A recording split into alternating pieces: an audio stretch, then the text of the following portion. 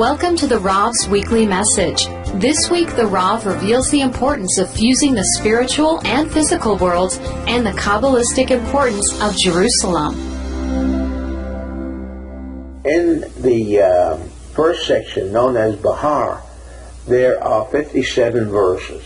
57. Now, for the Kabbalist, 57 immediately designates the idea of sustenance, whether it be on the physical level, parnassah, or physical remuneration of money, or sustenance for the soul, and etc. So it becomes quite obvious that immediately, as we notice the amount of verses that will be included in this particular section, it tells us this is, for whatever reason, the Kabbalist understood the purpose of which is sustenance. Sustenance. Something, unfortunately, without which can't buy a loaf of bread, and you cannot avoid depression, which again is an indication of the lack, depressed, a lack of the life force within us, and therefore we feel depressed, we feel down, like a tire, it loses its air, it goes down, car goes down. And so, in a very general way, you come to listen to Behar for that purpose. And strangely enough, Bejukotai, the second section that is included in the reading, has 78 verses. Again, for the student of Kabbalah, we know that the number 78 represents 3 times the Tetragrammaton, or 3 times 26, the numerical value of that most powerful tool, the Yud-Kei Vav-Kei, the most powerful tool, the Tetragrammaton, which is that physical yet non-physical lettering of the name of God, which means it's that dimension of connection between this physical universe, the physical me, and the dimension of the life force of God. And so we have 3 times, right, left and central columns, 3 times that dimension, the balance of this kind of energy that we have an opportunity to access into. And God said to Moses on the Mount Sinai, the following. And this section goes on to discuss the land of Israel. Many of us, or hopefully all of us, are perfectly aware that on Mount Sinai there were what we refer to in Kabbalah as the 10 utterances. You've heard it remarked as 10 commandments. So there were many commandments or utterances that were mentioned at Revelation.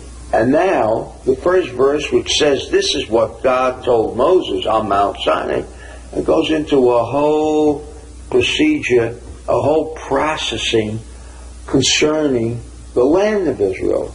But there are many other things. Thou shalt not steal, thou shalt not kill. These were other aspects of the laws of the universe, in addition to the land of Israel.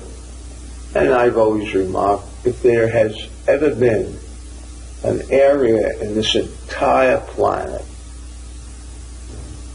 for which blood had been shed, there is no city like the city of Jerusalem. Strange. Why? Why would there be such dissension, so many wars, so much blood shed over this little city, this walled city? Why? And so here, to understand what Revelation was about, and to understand what Scroll is about, is in a capsule the idea that that city of Jerusalem is a central point in this planet by which we can tap into it in its closest proximity to the light force of God. But then one might say, but God is all over. But why was the Holy Temple built there? Again, the word holy, we know it means connections. What made it so holy? Oh, because the temple was there. So what?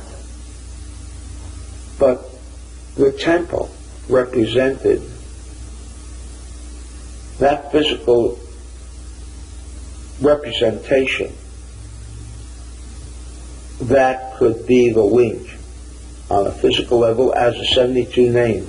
And that point, known as the Temple Mount, could act as a physical link between the immaterial of the light force of God and down into the very environment of the physical reality. And so when it states in the first verse that what God told Moses on Mount Sinai was, period, about the land of Israel. But there were so many things, was a question that I raised. Not only I raised it, but all of the Kabbalists raised that same question. And the answer is, because what is religion all about? What is the scroll all about? Why is Revelation so important? Because of only one reason. How we can connect to the light force of God. All of these instruments, whether it be religion, whether it be commandments, however you interpret the formation, the creation of a religion, the ultimate purpose, the ultimate goal is what? Ultimate goal. Even thou shalt not steal, thou shalt not kill, was not the goal. Because those things exist when there is darkness in the world. But the ultimate goal was, with these restrictions, do not steal, do not kill, was to bring the consciousness of man in an acceptable position that he could or she could tap into the light force of God. Because that's the purpose of all of this. In the dispersion of the light force of God into every aspect. And that was done through this holy city. Holy meaning W-H-O-L-L-Y. It was just the creation of a wholeness. Wholeness meaning what? Combining what? Combining the light force, the immaterial, non-physical aspect of the light force of God with the physical reality as we know it, and thereby create such an infusion of light that ultimately the darkness, the chaos that we, as we understand it, would be ultimately and completely removed from our midst.